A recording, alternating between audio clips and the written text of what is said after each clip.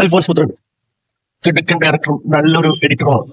നമുക്കറിയാം നേരം സിനിമ, പ്രേമം, ഗോൾഡ്, ഇതെല്ലാം കൊമേഴ്ഷ്യൽ ഹിറ്റുകളാണ്. അതുപോലെ നേരവും പ്രേമവും മേക്കിങ്ങും കഥവേസും നമുക്ക് ഭയങ്കര ഇഷ്ടപ്പെടുക. അത് ഗോൾഡ് മാത്രമാണ് നമുക്ക് സാറ്റിസ്ഫാക്ഷൻ വന്നില്ല. അതുപോലെ അതിൽ മേക്കിങ്ങും കഥയും റിപ്പീറ്റേഷനും, അതിൽ കഥ വളരെ ബോറിംഗ് ആയിരുന്നു.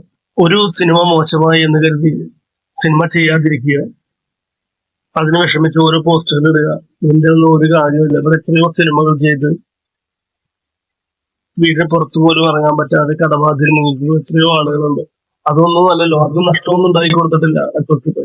അൽഫോൻസിന്റെ കഴിവിൽ ഇപ്പോഴും പ്രൊഡ്യൂസർമാർക്കും ആക്ടേഴ്സിനും എല്ലാവർക്കും പ്രേക്ഷകർക്ക് പോലും നല്ല വിശ്വാസം തോന്നുന്നു. അൽഫോൻസ് തിരിച്ചു വരണം, സിനിമകൾ ചെയ്യണം, ഫ്ലോപ്പ് ആവണം, ഹിറ്റടിക്കണം, ഫ്ലോപ്പായി വീണ്ടും ഹിറ്റടിക്കണം. തോൽവിയിൽ നിന്ന് ഒരുപാട് കാര്യങ്ങൾ പഠിക്കാനുണ്ട്. ഇത് ആരും പറഞ്ഞേണ്ട കാര്യമൊന്നുമില്ല. നാളത്തെ എക്സ്പീരിയൻസ് ഒന്നും അൽഫോൻസ് മനസ്സിലാക്കി റിയാലിറ്റിയിലേക്ക് തിരിച്ചു വരിക. വയ്ക്കുന്ന വലയിലെല്ലാം മീൻ കിട്ടുകയാണെങ്കിൽ എല്ലാവരും മീൻപിടുത്തക്കാരായി മാറില്ലേ.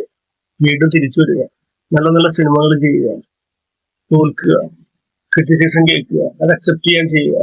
എത്ര കിടിൽ ടീംസ് ആണ് അൽഫോൻസിനൊപ്പമുള്ളത്. ഒരു കാലത്ത് പ്രിയദർശൻ സിനിമകൾ ഓർമ്മിക്കുന്ന പോലെ നെയിം പോളി, അജു വർഗീസ്, സിജു വിൽസൺ, അൽത്താഫ്, ഷറഫുദ്ദീൻ, ബിച്ചു, നല്ലൊരു എഡിറ്റർ കൂടിയല്ലേ. ഇനി എന്ത് നോക്കാനായി, സംഗീത എഴുതുന്ന ആൾക്കാരെ എല്ലാവരും ഉണ്ട്. പ്രൊഡ്യൂസർമാർ വെയിറ്റിംഗാണ്. അൽഫോൻസ് പുത്രന്റെ നല്ലൊരു സിനിമയ്ക്ക് ഹിറ്റാണെങ്കിലും ഫ്ലോപ്പാണെങ്കിലും വെയിറ്റിംഗ് ആണ്. തിരിച്ചു വരിക, നല്ല സിനിമകൾ ചെയ്യുക. അൽഫോൻസ് പുത്രൻ റിയാലിറ്റിയിലേക്ക് തിരിച്ചു വരിക. ഫ്ലോപ്പുകൾ ഉണ്ടാവും, സ്വാഭാവികം.